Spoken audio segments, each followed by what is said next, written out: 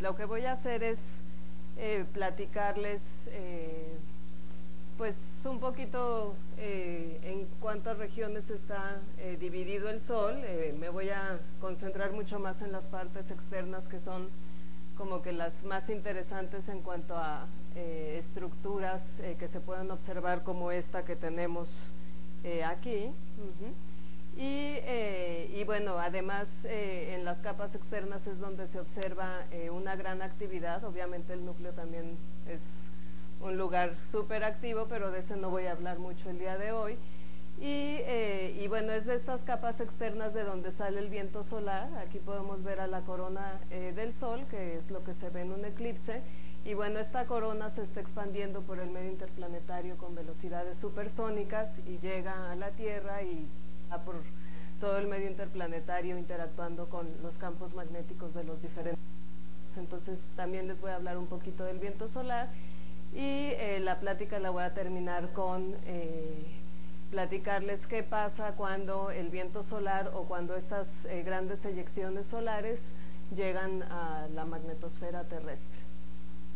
La siguiente, por favor. Bueno, entonces, bueno, todos conocemos al Sol desde niños, todos sabemos que el Sol se ve así todos los días. Bueno, aquí en el DF no lo vemos tanto por el smog. Y bueno, los que hayan llevado algún curso de astronomía pues sabrán que el Sol es una estrella muy típica, es una estrella mediana tipo G2, y bueno, aunque sea bastante promedio y demás, no por eso deja de ser interesante para nosotros e importante, porque es a partir de ella que obtenemos toda la energía necesaria para que haya vida en la Tierra.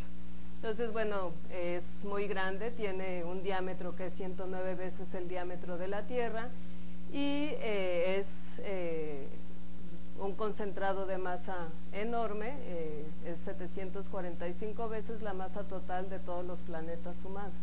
O sea, es bastante gigantesco. Entonces vamos a hablar de las diferentes capas en las cuales hay temperaturas muy variadas. El núcleo es el lugar más caliente, con 15 millones de grados Kelvin, y después, conforme nos vamos yendo hacia afuera, el Sol se va enfriando hasta llegar a la superficie como a 5.800, 6.000 grados Kelvin. Pero sorprendentemente en la capa de hasta afuera, que es la corona, vamos a ver que el Sol vuelve a estar muy caliente, otra vez a 1.000.000 de grados.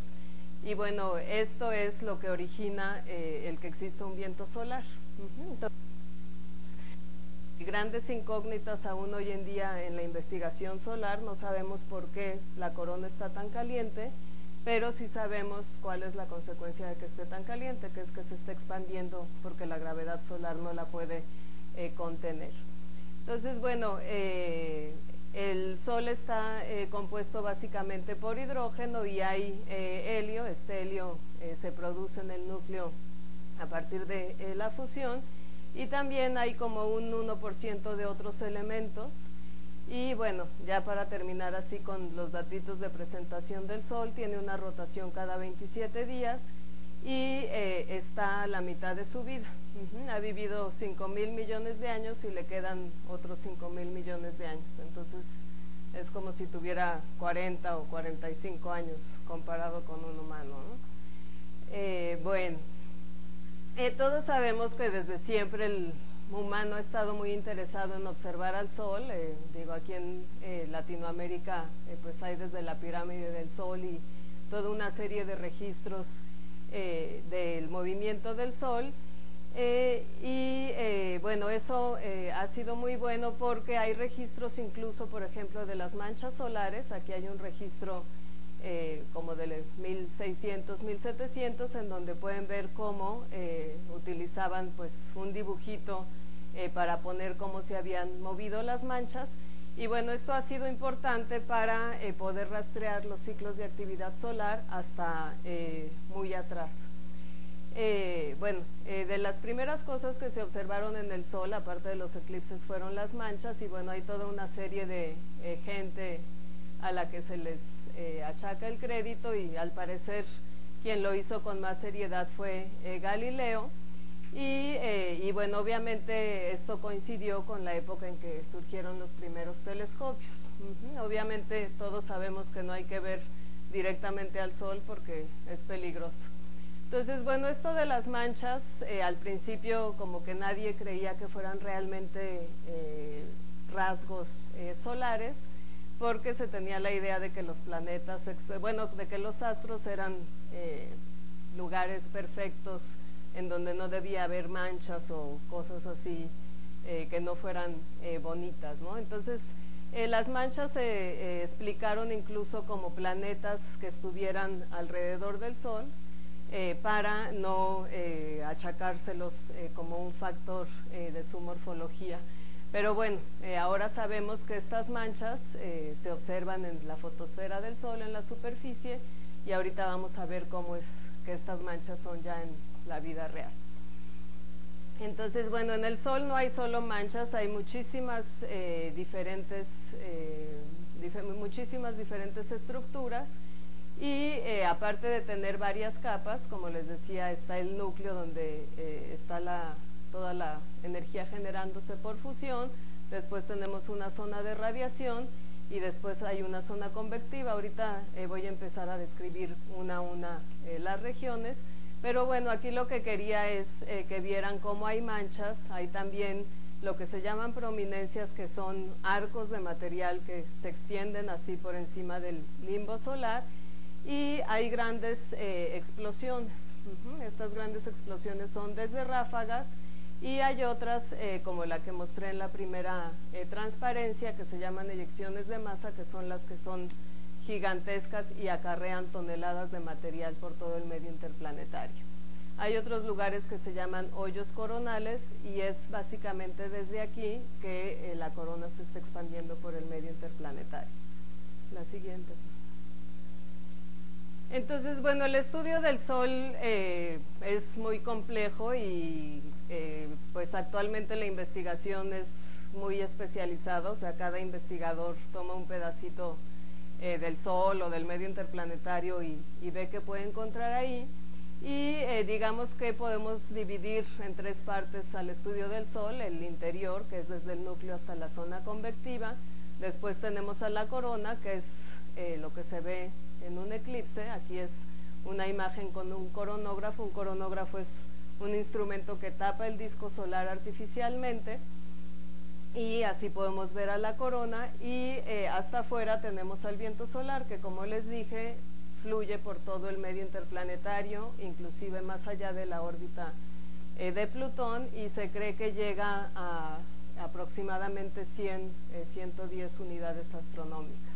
Una unidad astronómica es la distancia del Sol a la Tierra. Entonces, bueno, ya ahora no estudiamos al Sol nada más con telescopios. Sí sigue habiendo telescopios en la Tierra, y bueno, no son como el que mostré que tenía este hombre de hace 200 o 300 años, sino son grandes arreglos, ¿no? Pero algo que ha ayudado mucho y que ha avanzado muchísimo todo esto de la física espacial es la existencia de misiones espaciales. Hasta 1959 no sabíamos que existía el viento solar, y de hecho es uno de estos descubrimientos que se hizo primero teóricamente. O sea, primero se postuló teóricamente que debía existir, y fue hasta 1961 que se midió por primera vez. Entonces, bueno, la existencia de cohetes y el nacimiento de la era espacial ha beneficiado muchísimo el desarrollo de la física espacial. Entonces, una de las dos misiones más importantes que hay ahorita para estudiar el Sol, hay una que se llama SOHO y hay otra que se llama YOHO. SOHO es básicamente una colaboración entre la Agencia Espacial Europea y la NASA, y YOHO es una misión que, como el nombre sugiere, está apoyada por los japoneses. Entonces, bueno, aparte de las observaciones de las naves fuera de la Tierra, también tenemos modelos teóricos. En esta plática me voy a concentrar mucho más en la parte observacional. Por favor. Entonces, bueno, ¿por qué son importantes estas misiones espaciales? ¿Por qué queremos tener observatorios fuera de la Tierra para poder estudiar al Sol? Bueno, pues la razón principal es que la atmósfera de la Tierra no deja pasar muchas longitudes de onda de radiación y solo deja pasar ondas que estén en longitudes de onda de radio y longitudes de onda que estén en el visible, que como ven es una parte muy reducida del espectro, ¿no? Entonces, hasta que salieron Yoko y Soho, nada más teníamos observaciones del Sol en estas longitudes de onda en radio y lo que veíamos, por ejemplo, de un eclipse en el visible o con los coronógrafos que, como les dije, tapan el disco solar. Afortunadamente, no le picas, por favor. Afortunadamente ahora, como les decía, Soho y Yoko observan al Sol en ultravioleta, entonces ahora podemos ver que está emitiendo el Sol en toda esta parte del espectro y también en rayos X. Yoko es el que está haciendo más observaciones de rayos X y Soho está concentrado en la parte del ultravioleta. Por favor, la siguiente. Entonces, bueno, ahora sí voy a empezar a describirles cómo son cada una de las regiones del Sol, empezando de adentro hacia afuera, y bueno, el núcleo es, yo creo, del que todos han oído hablar. El núcleo es como un horno gigantesco en donde el hidrógeno se está convirtiendo, está convirtiéndose a helio vía fusión, y bueno, se generan cantidades gigantescas del orden de 10 a la 33 ergs por segundo, y toda esa energía es lo que se va hacia afuera para eventualmente llegar, una parte llega hacia la Tierra.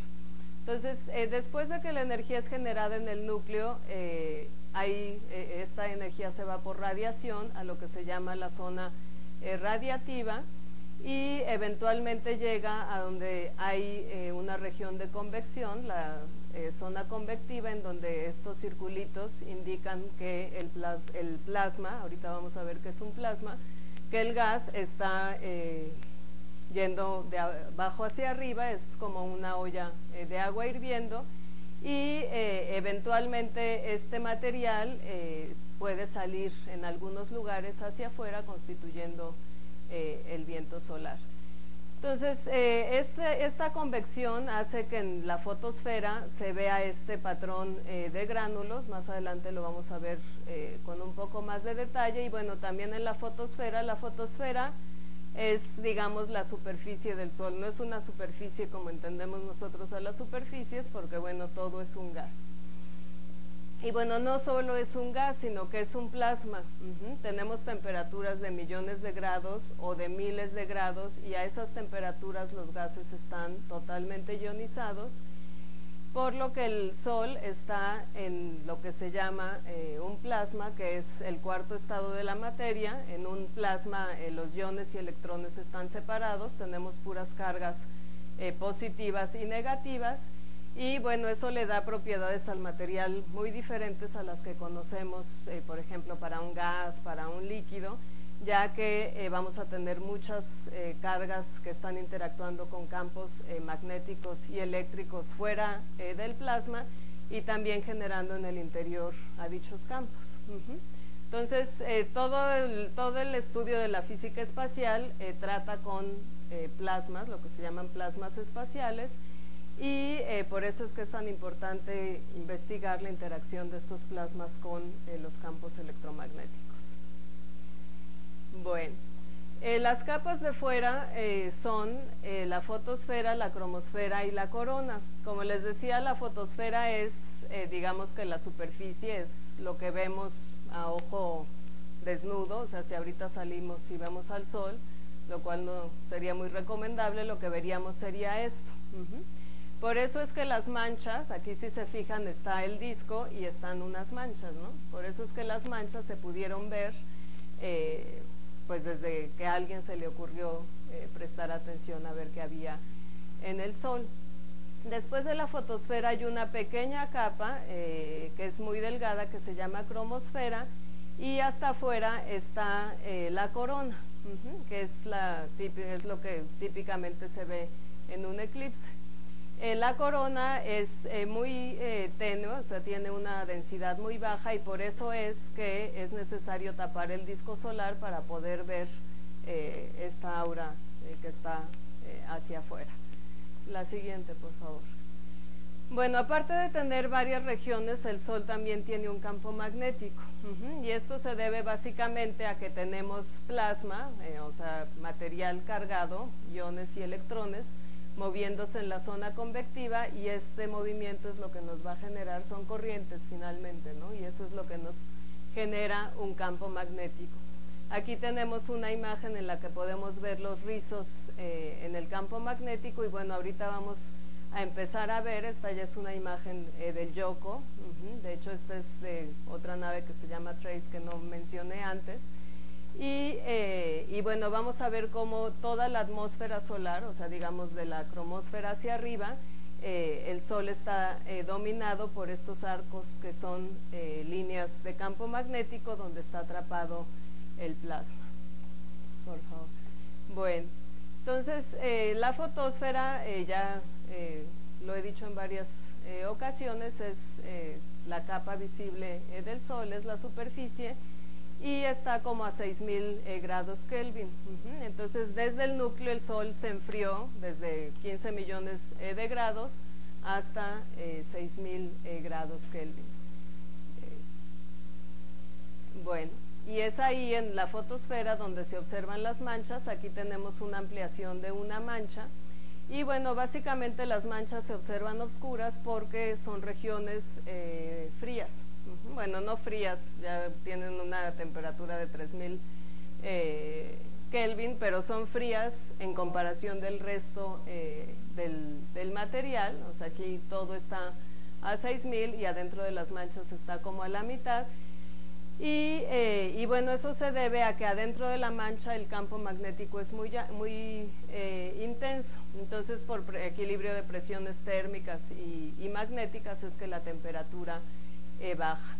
Las manchas miden hasta 50.000 kilómetros y bueno, son regiones en donde está muy concentrado el campo magnético. Entonces podemos imaginar que tenemos un campo magnético global en el Sol con muchos rizos.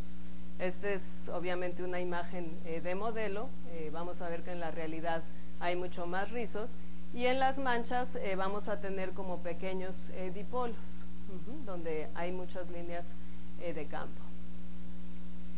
Y bueno, no sé, algunos de ustedes ya habrán oído de lo que se llama el ciclo de actividad solar, el cual se empezó a definir a partir del número de manchas. Aquí tenemos un registro, aquí está el tiempo, y aquí está el número de manchas, y este está desde 1900.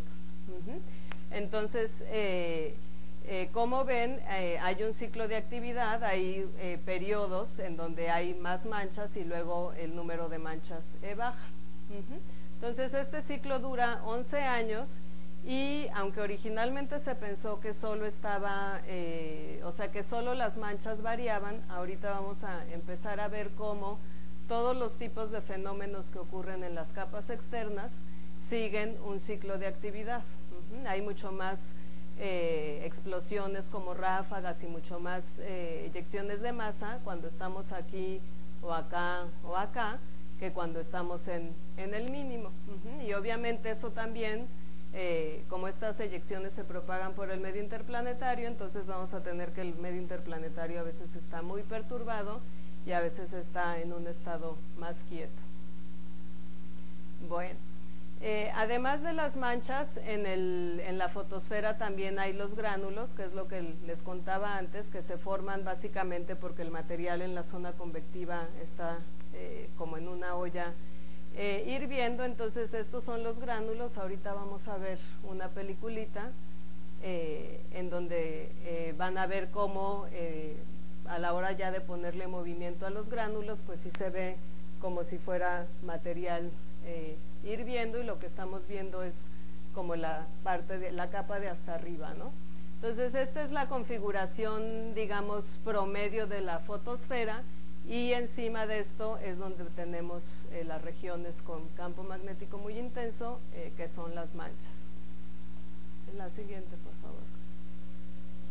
Bueno, encima de la fotosfera tenemos la cromosfera, y aquí en la cromosfera ya el Sol se empieza a calentar otra vez. Tenemos ya temperaturas de 8000 a 60.000 Kelvin, Y bueno, aquí también es donde se empiezan a observar regiones activas y aquí vemos como en un eclipse la cromosfera es pues la parte que está más pegadita al disco solar. 8000. O sea, es la parte más baja, la fotosfera está como a 6000. Entonces digamos que donde se empieza a definir la cromosfera ya estamos en 8000. Y eventualmente crece más hasta llegar a la corona que ya está a 1.000.000 de grados. Bueno, en la cromosfera hay algunas estructuras que, bueno, a mí me parecen espectaculares, que son las protuberancias. Y estas, aquí está el tamaño de la Tierra, para que vean por qué digo que son espectaculares. Entonces, bueno, estas grandes arcadas están sostenidas por campos magnéticos, hay líneas de campo magnético que se estiran muchísimo y bueno, el plasma está atrapado adentro de esta estructura y a veces estas estructuras explotan, a veces nada más están ahí por varios días, semanas y se relajan, pero llega a haber ocasiones en las que explotan. De hecho, en la película que vamos a ver ahorita, vamos a ver cómo están estas... Ahí nada más, ok. Gracias. Entonces, bueno, aquí tenemos una de estas protuberancias y si se fijan aquí uno de los pies, primero están los dos pies anclados y aquí uno de estos se empieza a separar. Entonces, esta es una de las que pudo arrojar material y ese material se observa en el medio interplanetario. En otras ocasiones estas simplemente se relajan, entonces hay lo que se llama protuberancias cuasi quietas, que son las que eventualmente se relajan, y protuberancias explosivas, que son las que pueden viajar por todo el medio interplanetario. Bueno, no todas ellas, sino parte del material que arroja. Gracias. Bueno. Ahora vamos a ver cómo es la corona. La corona, como les decía, es la capa más de fuera, es lo que sería como un aura o es un gas que está rodeando al Sol y está tan caliente que no puede estar retenida por la gravedad del Sol. Entonces hay en lugares donde la corona está escapando y esto es lo que llamamos viento solar. Entonces todo el medio interplanetario está permeado de un plasma que es la corona del Sol. Y bueno, aquí tenemos una imagen que es una composición en varias longitudes de onda. Afuera tenemos la imagen típica de un coronógrafo, entonces podemos ver al material de la corona aquí y acá. Y adentro tenemos una imagen ya de ultravioleta. Antes de que hubiera SOHO y YOHKO, no sabíamos cómo era la corona aquí en el disco. Lo único que sabíamos es que tenía esta estructura como de aura a los lados del Sol, ¿no?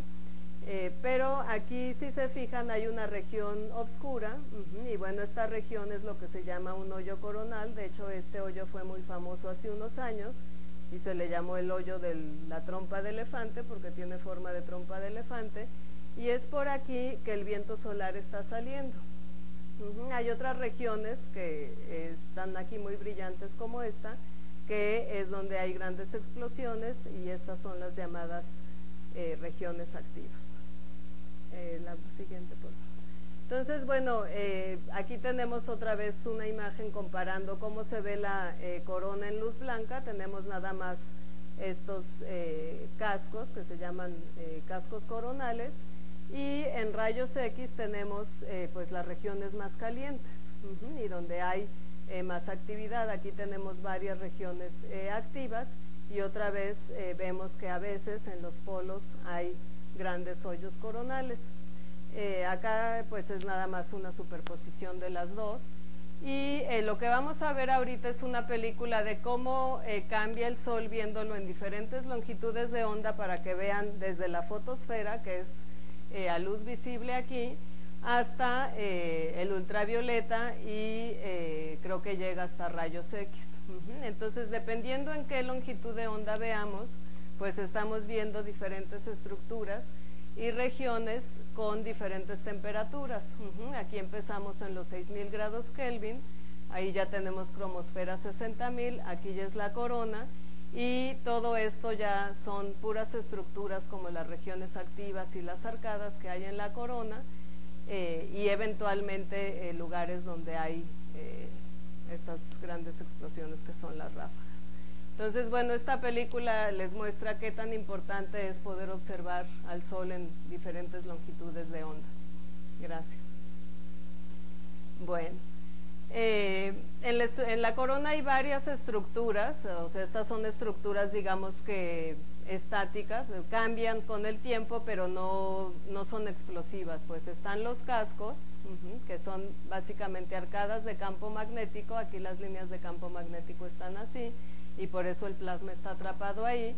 Aquí se ven estos arcos de campo magnético que les digo, y bueno, están los hoyos coronales, y se han descubierto recientemente estas estructuras aquí que son como rayitos que se llaman plumas, y aún se está investigando bien a bien qué son estas plumas. Y bueno, hay grandes regiones donde las líneas de campo están muy estiradas. De hecho, se habla de líneas abiertas, en realidad no están del todo abiertas, o sea, se tienen que reconectar en algún lado, pero si se fijan, pues estas son grandes regiones por donde puede salir el viento solar. Bueno, ahora, haciendo una comparación de una imagen en rayos X y una imagen en visible, acá tenemos la corona y acá tenemos la fotosfera. Entonces, si se fijan, las regiones activas se dan más sobre regiones donde hay manchas. Muchas veces, por ejemplo, aquí están casi encima, ¿no? Están un poquito movidas. Aquí también tenemos esta región activa en este lado y tenemos estas manchas, y acá tenemos esta otra que está asociada a estas manchas. Entonces, bueno, esto se debe básicamente a que como el campo está tan concentrado en las manchas, eventualmente esa concentración de campo causa que en las capas de arriba haya reacomodos en el campo, y eso genera explosiones de diferente tipo. Ahorita vamos a ver cuáles son los tipos de explosiones que hay en la corona. Bueno, la primera de las que les voy a hablar son las ráfagas. Aquí tenemos un ejemplo en una imagen de ultravioleta, y bueno, estas son explosiones súper energéticas que arrojan partículas energéticas que se mueven a millones de kilómetros por hora, y radiación. Las partículas energéticas también las podemos observar en el medio interplanetario. Y como les decía, aquí lo que está pasando es que el campo magnético está tan estirado y enroscado en algunas regiones que eventualmente las líneas se rompen. Hay un proceso que se llama reconexión, y eso es lo que genera esta aceleración tan grande en las partículas, aceleraciones de millones de kilómetros por hora. La siguiente, por favor. Bueno, como ya vimos, en la corona hay estas arcadas de material que están sostenidas por el campo magnético, y bueno, la reconfiguración de todas estas arcadas, de todo el campo magnético coronal, ocasiona otras grandes explosiones que se llaman eyecciones de masa coronal. Aquí tenemos una. Y bueno, estas son eyecciones que sí llevan mucho material, no solo lanzan algunas partículas energéticas como las ráfagas, sino que son grandes burbujas, llegan a medir, ya que se expanden por el medio interplanetario, hasta como 0.3 unidades astronómicas, o sea, 0.3 veces la distancia del Sol a la Tierra, y se mueven con velocidades entre 200 y 1200 kilómetros por segundo. Entonces, bueno, ahora hay un gran interés por estudiar qué pasa cuando estas grandes burbujas llegan al entorno terrestre, porque son grandes burbujas con un gran momento, o sea, traen un gran momento y además traen un campo magnético. Entonces, bueno, la Tierra también tiene un campo magnético, y hay veces que los dos campos magnéticos interactúan, el de la eyección de masa y el de la Tierra, y generan desde auroras hasta lo que se llama tormentas geomagnéticas. La siguiente, por favor. Creo que nos saltamos una. Bueno, nada más para que tengan una idea de las cantidades que hay en una eyección de masa coronal, tenemos hasta 10,000 millones de toneladas, y bueno, las velocidades ya se las dije, aquí quedó otro rango, pero bueno, andan en ese orden, ¿no? Y bueno, tienen mucha energía, tienen una energía equivalente a unos 10 huracanes terrestres juntos. Y aquí tenemos otra imagen de una de estas eyecciones ya despegada de la corona. Aquí la fotosfera está aquí, entonces este disco está tapando mucho más del disco solar, entonces ya estamos viendo cómo la eyección de masa se va expandiendo conforme se mueve por el medio interplanetario, y bueno, cada vez se vuelve más grande. La siguiente, por favor. Bueno, aquí tenemos otros ejemplos nada más para que vean cómo las observamos y cómo a veces adentro de estas eyecciones se ven estructuras como helicoidales. Aquí tenemos que se ven como líneas de campo enroscadas. Bueno, es el plasma, pero lo que genera esa estructura es las líneas en el campo magnético, y se habla de que en esas ocasiones lo que se está metiendo en las eyecciones es una de estas protuberancias que les contaba hace unos minutos, que pueden explotar, y entonces lo que vamos a tener es una eyección más una protuberancia. Hay en otras ocasiones que no se ve la estructura helicoidal, que simplemente vemos secuencias de de material que es como una gran burbuja que está saliendo. Aquí tenemos, esta es una secuencia en el tiempo 1, tiempo 2, 3 y 4. Entonces aquí pueden ver cómo la eyección pues se vuelve grande, el material está yéndose hacia afuera, y ahora vamos a ver una película primero de este tipo. Y bueno, estas son muy rápidas, entonces fíjense ahí cómo salió y bueno, aquí también se ven unos cometas, ¿ven? Aquí están estos cometas. Entonces bueno, fue una coincidencia, y bueno, está bonita la imagen, ¿no? Ver cómo llegan los cometas al Sol. Y en la otra vamos a tener lo que se llama una eyección de masa tipo halo. Se llaman tipo halo porque cubren todo el disco solar, y bueno, apenas si se ve como que algo sale, ¿no? El brillo no es muchísimo, pero bueno, estas eyecciones de masa son las que vienen de frente a nosotros. Nosotros las estamos observando con un instrumento que está fuera de la Tierra, y esas son las que van a pegarle a la Tierra en algún momento. La otra, o sea, de este tipo, se están yendo hacia los lados, entonces esas no nos preocupan, porque no van a llegar a la Tierra. Gracias. Bueno, entonces, ¿cuál es la conexión? Ya les dije que hay ocasiones en que puede haber una eyección de masa y también una protuberancia. No es siempre, pero sí hay una conexión entre los distintos eventos. Aquí tenemos al Sol en varias longitudes de onda, y bueno, por ejemplo, tenemos que la mancha está relacionada con la región donde se generan las regiones activas, y después es de esta región activa de donde está saliendo, y bueno, acá también hay una región activa que está como atrás, pero podemos pensar que esta gran eyección de masa está saliendo de toda esta región.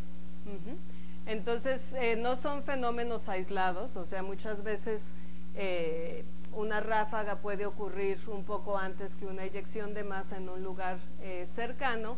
Entonces, bueno, se habla de que la ráfaga es un mecanismo que puede ayudar a que salga la eyección de masa, no que genere a la eyección de masa, sino que puede ayudar, desestabiliza toda la estructura magnética del Sol, y entonces así a lo mejor es más fácil que salga la eyección. Todo, o sea, el relacionar estos fenómenos desde las manchas, las ráfagas, las eyecciones y las protuberancias, todavía es tema de investigación, o sea, no hay un veredicto así ya que digamos es que primero es la ráfaga y luego la protuberancia y luego la eyección. No, hay todo tipo de combinaciones. Hay eyecciones que vienen con protuberancia y que antes hubo una ráfaga, hay otras que no. Pero lo que sí vemos aquí es que en las regiones donde está el Sol activo es de donde salen todos los tipos de explosiones. La siguiente, por favor. Bueno, entonces vamos a retomar ahora lo del ciclo solar. Ya vimos que el ciclo fue definido por el número de manchas. Y bueno, aquí tenemos un registro de cómo varían las manchas, y aquí tenemos un mapa que se llama, estos mapas se llaman diagrama de mariposa porque son como alas de mariposa, en los que se ve cómo avanzan las manchas en posición. Entonces lo que se observa es que se van acercando, moviendo al ecuador. Ahora, no solo hay un ciclo en las manchas, la siguiente, por favor, sino que también hay un ciclo que está, o sea, toda la actividad que acabamos de ver sigue al ciclo de las manchas. Entonces digamos que el sol, por ejemplo, aquí vemos que hay muchas regiones, todo lo que se ve muy brillante son regiones activas, donde está viendo ráfagas, regiones de donde puede surgir una eyección de masa, y si vemos, hay un momento en el que el sol no tiene nada. Entonces aquí es lo que se llama el mínimo de actividad. El sol es así, o sea, el sol es un lugar no muy quieto, pero sí más quieto que acá, cuando estamos en un intervalo de tiempo en el que no hay manchas. Entonces aquí podemos ver cómo todos los fenómenos de la actividad están relacionados. Lo vamos a ver más claramente en la siguiente transparencia. Entonces, bueno, aquí tenemos al sol visto en diferentes longitudes de onda. Esto es un magnetograma de la fotosfera. Entonces es equivalente, o sea, estas regiones es donde están las manchas. Acuérdense que las manchas tienen campos magnéticos muy altos. Y bueno, lo que vemos es en el mínimo no hay nada, no hay manchas, no hay nada en la fotosfera, y tampoco hay nada en las capas de más arriba, en la cromosfera y en la corona. Conforme sube el número de manchas, si llegamos al máximo, vamos a tener, bueno, aquí ya subió el número de manchas y acá tenemos actividad. Aquí vemos un mapa ahora para la cromosfera, y aquí se ven estas como lombricitas, son las protuberancias, o sea, las arcadas estas gigantescas, pero vistas desde arriba. Por eso es que las vemos como unas lombricitas, y estas se llaman filamentos cuando están vistas así, pero es el mismo fenómeno que la protuberancia. Entonces, bueno, aquí ven cómo el sol se mueve de un mínimo a un máximo. Otra cosa que cambia del mínimo al máximo es el lugar donde están los hoyos. Aquí en el mínimo los hoyos están solo en los polos. Hay dos grandes hoyos en los polos. Y conforme nos movemos hacia el máximo, el sol se vuelve lleno de muchos arquitos de campo magnético, y hay hoyos a más bajas latitudes. Aquí, por ejemplo, hay uno. Aquí podemos, a lo mejor aquí hay otro, y entonces lo que vamos a tener es muchos hoyitos. En vez de dos grandes hoyos, hay muchos hoyitos coronales. Entonces, durante el máximo, o sea, en época de actividad, va a haber mucho más manchas, pero también va a haber mucho más ráfagas y más eyecciones de masa. Entonces, bueno, como ya vimos que estas eyecciones pueden llegar a la Tierra, es en esta época donde la Tierra va a ser más golpeada por las eyecciones de masa. Aquí hay una peliculita en la que vamos a ver al sol al mínimo, o sea, van a ver esta imagen y esta, pero con el sol rotando, para que vean cómo es uniforme.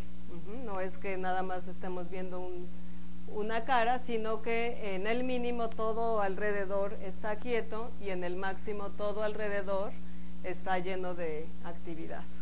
Entonces hay ráfagas y eyecciones de masa y protuberancias saliendo por todas partes.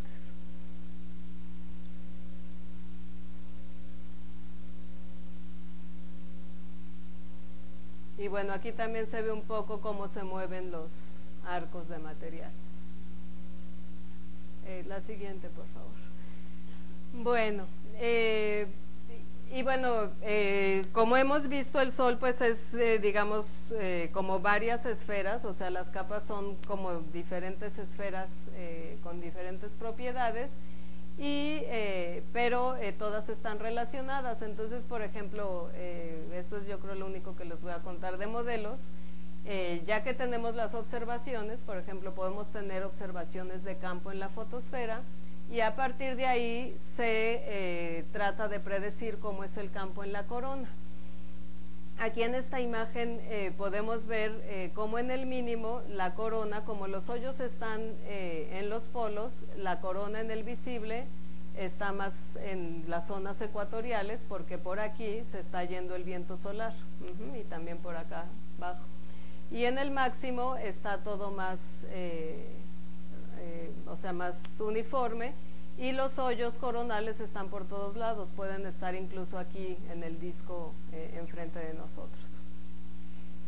La siguiente, por favor. Bueno, aquí retomando de qué es lo que pasa del mínimo al máximo, pues otra vez todo tiene que ver con el campo magnético y la reconfiguración del campo de tener líneas cerradas. Estas son imágenes de modelos en donde se muestra cómo podemos tener un momento inicial con líneas de campo cerradas, después hay una de estas eyecciones de masa y eso nos va a abrir localmente al campo.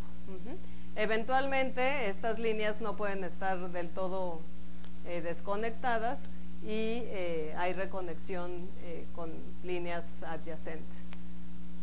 Bueno, entonces yéndonos ya hacia afuera del Sol, seguimos hablando de plasma con origen solar, que es el viento solar. Vamos a ver qué es lo que hace este viento solar y estas grandes eyecciones de masa conforme se propagan por el medio interplanetario y eventualmente llegan a la Tierra. Y bueno, retomando un poquito, el viento solar es la expansión continua de la corona, es un plasma supersónico, o sea que se mueve mucho más rápido que la velocidad del sonido en el ambiente. Y bueno, eso equivale a velocidades mayores a 300 kilómetros por segundo. Hay corrientes rápidas en el viento solar, hay veces que se mueve como a 700 kilómetros por segundo y conforme se mueve hacia afuera del Sol trae consigo al campo magnético solar. Entonces estas estructuras que vimos en la corona vienen, o sea, se están expandiendo en las regiones de los hoyos coronales debido a la presencia del viento solar. Entonces el viento solar se mueve más allá de la órbita de Plutón. Aquí tenemos una imagen en donde aquí adentro se ven y bueno, tenemos la frontera de la heliosfera que se llama heliopausa, está aquí y se estima que está como a 110 unidades astronómicas. Esto se estima de modelos teóricos, pero ya uno de los Voyagers, uno de los viajeros, si se fijan aquí están marcadas las trayectorias de los viajeros y de los pioneros, y bueno, uno de los viajeros ya está como a 100 unidades astronómicas y no ha detectado nada. Entonces es posible que estas predicciones teóricas de las 100 unidades astronómicas no estén del todo correctas y estamos ahora esperando el cruce de esta heliopausa.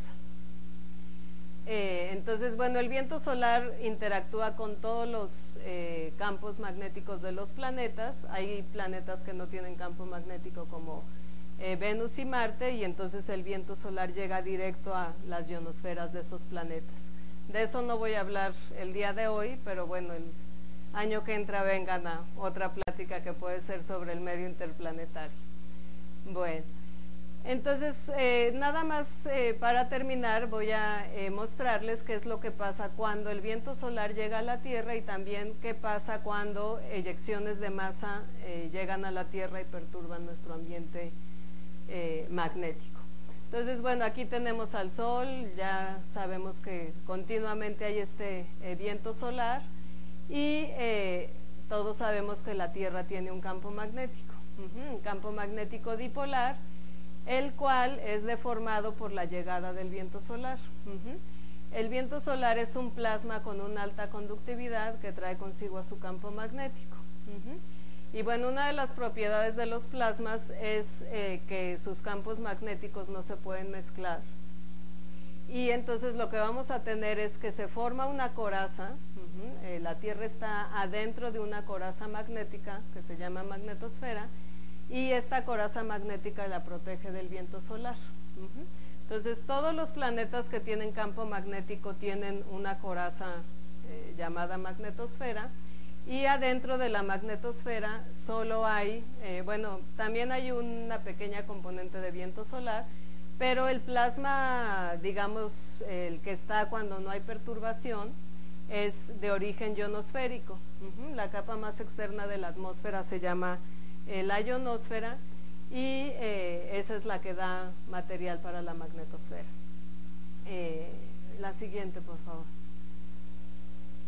Bueno, entonces, además de la llegada del viento solar, también podemos tener grandes burbujas, estas eyecciones de masa que les conté, interactuando con la magnetosfera terrestre.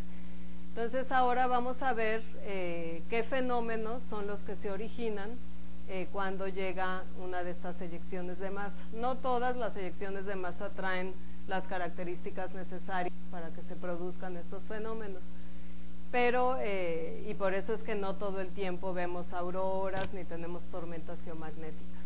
La siguiente, por favor.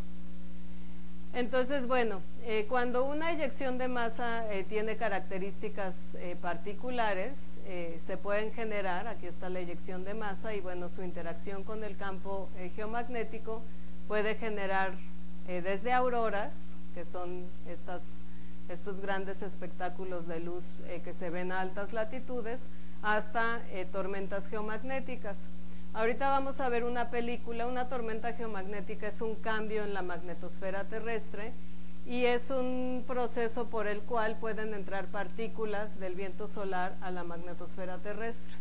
Entonces, en esta película vamos a ver cómo empieza la eyección de masa en el Sol, se está propagando por el medio interplanetario y eventualmente interactúa con el campo magnético terrestre, y van a ver cómo entran las partículas a la magnetosfera terrestre y se van hacia atrás, hacia lo que se llama la cola magnética.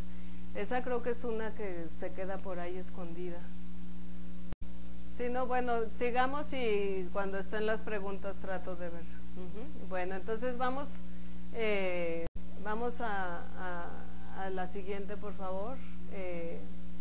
Bueno, esto ya lo voy a tocar muy brevemente, y bueno, pensé que a lo mejor alguna típica pregunta es si los cambios en la actividad del Sol pueden afectar el clima en la Tierra, ¿no? Entonces, hay un periodo muy famoso entre los físicos solares que se llama el mínimo de Maunder, en el que aquí tenemos los registros, es tiempo y número de manchas, y si se fijan hubo un intervalo de como 50 años en el que no hubo casi manchas. Entonces, bueno, justo en este periodo, o sea, hay una pequeña época climática que se llama la pequeña glaciación, en la que muchos ríos de Europa estuvieron congelados, inclusive en junio.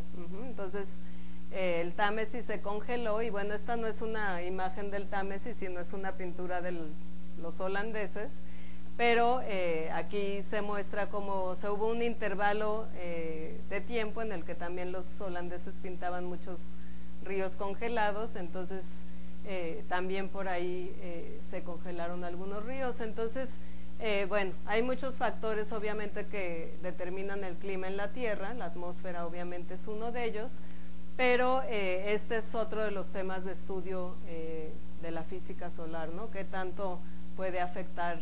Y bueno, es ya un tema interdisciplinario porque tiene que hacerse en conjunto con gente que estudie climas en la Tierra. La siguiente, por favor, que creo que ya es la última. Entonces, bueno, esto nada más para terminar.